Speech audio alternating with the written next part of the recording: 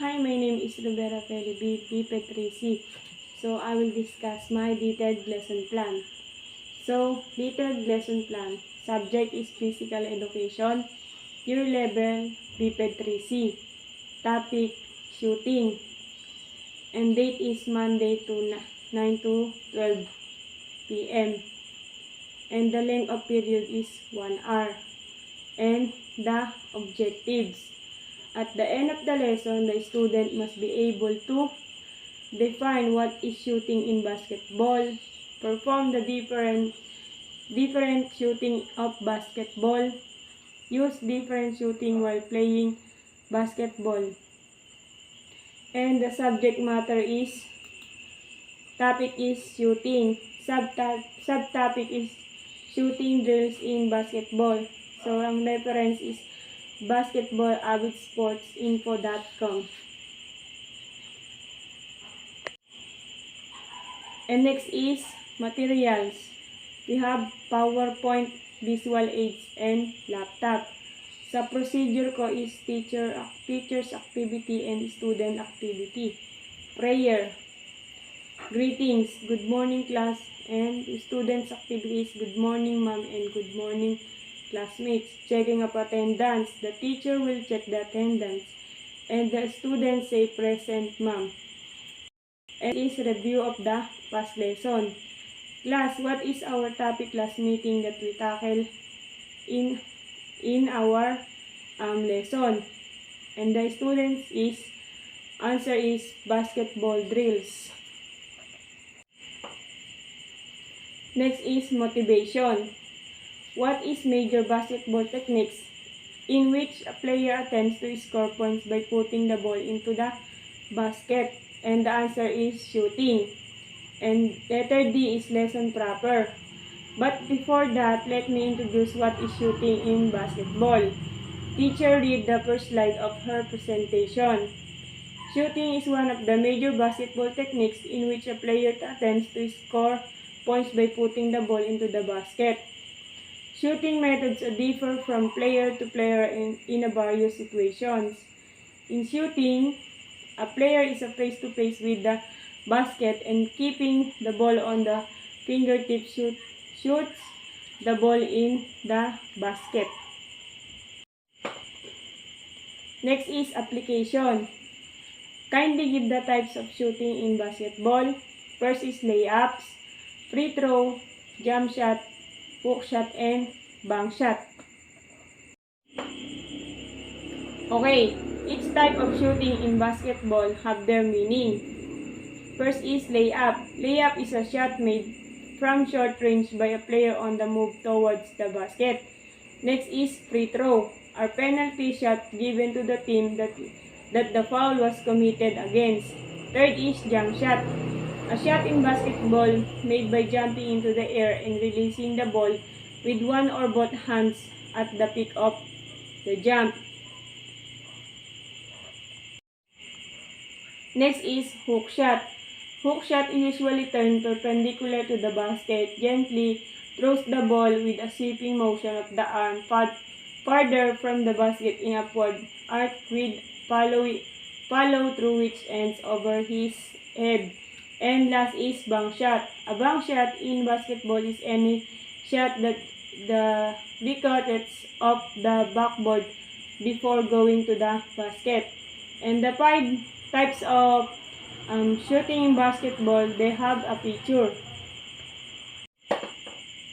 Next is generalization. Class, any question about our lesson? And the student answer is none, ma'am. And again, how many players compete in basketball? The student answer maximum 5. And how many types of shooting in basketball are mentioned in our lesson? And the student answer is 5. And next is evaluation. Demonstrate the 5 types of shooting in basketball that we mentioned in our topic. And in our evaluation, they have rubrics. And first is energy. The student is clearly giving their best energy and participating in the activity. Next is the student show adequate effort and lack of energy to perform this activity. And next is the students show a little energy in the activity but could be more engaged. And the last is the students have no effort and no energy to perform this activity. And next is strategy. The student is clearly giving their best effort and action skills to perform this activity. Next is the student show his or her best movement but lack of skill to perform this activity. Next is the students have a little strategy but lack of movements.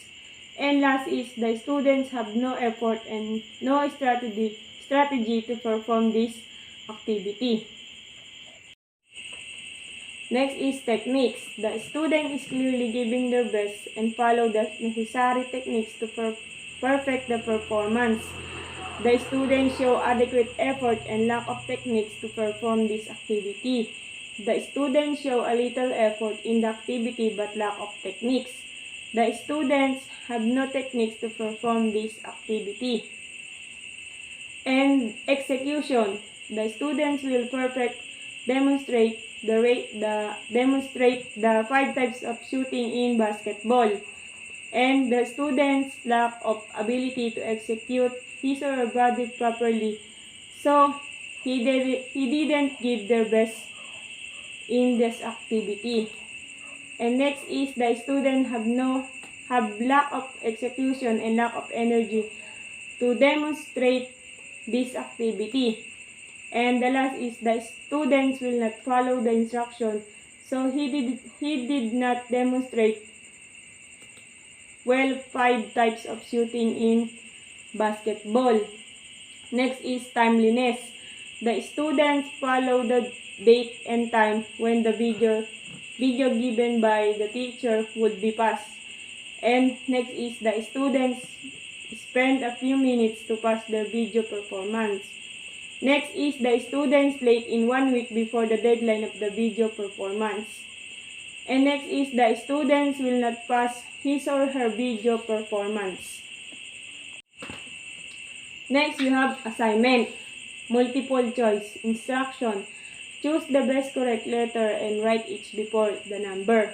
First question is, what is penalty shot given to the team that would foul was committed against? A. Layups, B. Hook shot, C. Bank shot, D. Chest pass. And number 2 question, what is a play in which the offensive player usually turns perpendicular to the basket, gently throws the ball with a sweeping motion of the arm farther from the basket in upward arc with a follow through which ends over his head?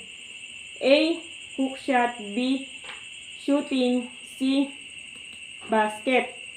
And the question number 3, what is one of the major basketball techniques in which a player attempts to score points by putting the ball into the basket?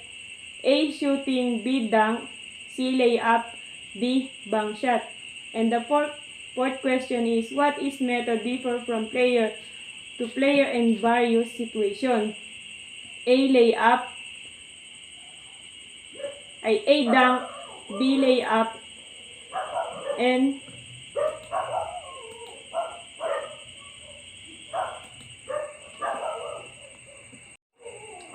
letter C is shooting, D. Free throw. And the 5th question is, what is the title of our topic? A. Basketball, B. Layup, C. Shooting drills, D. Dancing. So, okay class, I hope you understand our lesson. Thank you and goodbye. Prepared by Rivera Feli, PP3C. So, this is this is my detailed lesson plan in shooting in basketball.